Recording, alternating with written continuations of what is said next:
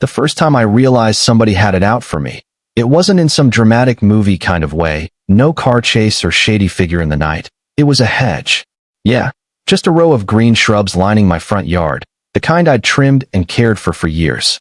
That hedge was my pride, not because it was beautiful, though it was, but because it gave me a sense of privacy in a neighborhood that thrived on gossip and rules. And one morning, I walked out with my coffee, and half the leaves were turning this sickly yellow, like they'd been dipped in bleach. The soil was damp from rain, healthy, except it smelled wrong, sharp, chemical. Somebody had poisoned it, and I didn't need to be Sherlock Holmes to figure out who. See, our neighborhood had a queen bee, the head of the Homeowners Association, a woman named Linda. She had that fake smile down to an art form, the kind of person who could tell you she was concerned about your lawn while her eyes were already measuring how fast she could find you. And she hated my hedge. Too tall, too thick, too private. She wanted it gone, and when I looked up that morning and saw her little walking group slowing down, her eyes lingering on my dying hedge while her lips curled into something that wasn't quite a smile, I knew. She didn't have to say it, but she did anyway.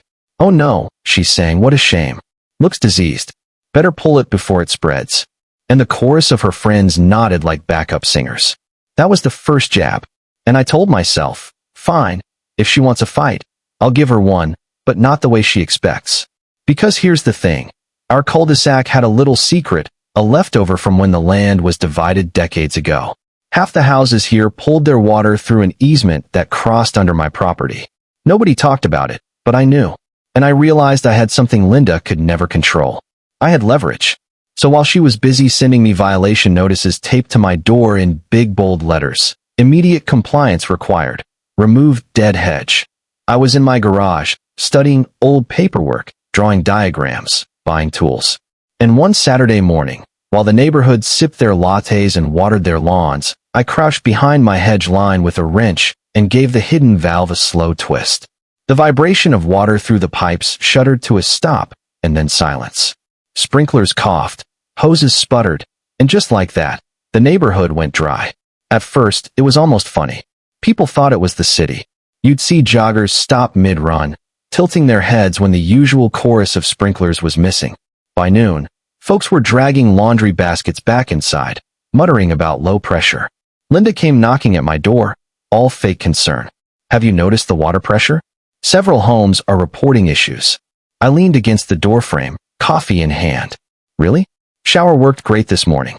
Must be localized." And the way her smile faltered, I'll admit, I savored it. But I didn't stop there.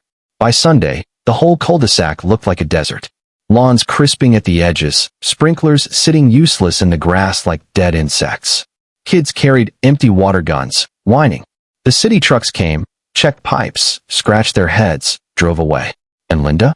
She convened an emergency HOA meeting in her driveway, folding chairs lined up like it was a courtroom. Neighbors were furious, ruined laundry, dying gardens, no showers. Outrage needs a target, and when none appeared, Linda tried to steer it. She stood tall with her clipboard and said, "This is unacceptable. Someone is responsible. If the city won't solve it, we'll escalate." And then her eyes drifted toward my house, and I raised my glass of iced tea in a lazy salute. That's when the war really started. She needed proof, but I was careful. My property was private, my paperwork airtight. She sent board members to inspect, and I smiled and told them to come back with a warrant. She patrolled at night with a flashlight, whispering to her husband while peering into yards. She mailed fines for lawns that couldn't possibly be watered, and neighbors who used to back her up started rolling their eyes. By the end of the first week, the group chat was on fire, people blaming the city, blaming Linda, blaming each other. Friendships frayed over who was wasting water.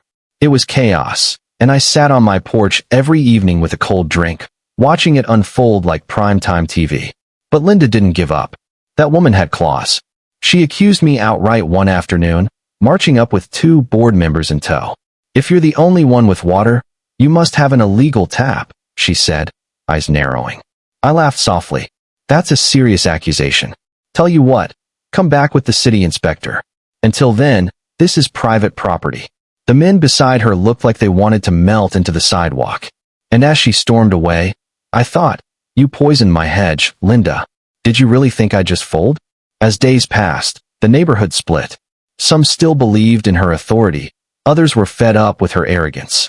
Tension built until finally, someone leaked the HOA's financials. Turns out, Linda had been dipping into community funds, expenses dressed up as improvements that looked a whole lot like personal luxuries. That was the crack that broke her crown. At the next meeting, neighbors shouted her down. They voted her out on the spot, and the shock on her face, that mask of superiority shattering, was better than any hedge I'd ever grown. But dethroning her wasn't enough. She was desperate now, dangerous. She trespassed at night, caught on camera prying at my fence with a crowbar. I didn't even have to expose her. The video went viral in our group chat. The same neighbors who once worshipped her now muttered "criminal" under their breath. And when she tried to claw back sympathy with a grand barbecue on her lawn, handing out free food, people discovered she'd charged it to the HOA's account.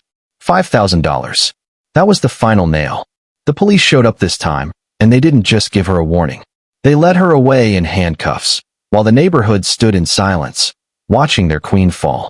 I'd like to say that's where it ended, that I felt satisfied, that revenge was neat and tidy.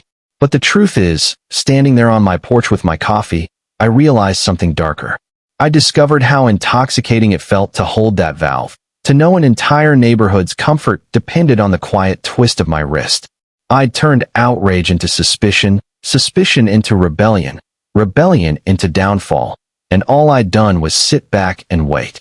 Linda poisoned my hedge, sure, but I'd cut off her kingdom, and in the end, she destroyed herself. The HOA dissolved. Neighbors planted new lawns. Sprinklers hissed again. People waved at each other like nothing had happened. And me? I built a stone wall where the hedge used to be, something permanent, untouchable. They admired it, nodded approval, never mentioning the war we'd all just lived through. But I saw it in their eyes sometimes, the way they looked at me a second too long. They knew, or at least they suspected, and I didn't deny it. Because power doesn't always roar, it whispers. And sometimes the best revenge isn't screaming or even fighting. Sometimes it's patience, silence, and letting someone reveal who they really are while you hold the one thing they can't live without. So here's my question for you. Was I wrong? Was I just as bad as Linda? Or did I simply give her back what she tried to do to me? Would you have turned the valve, or would you have walked away? Tell me down in the comments, because I want to know, where do you draw the line between justice and revenge?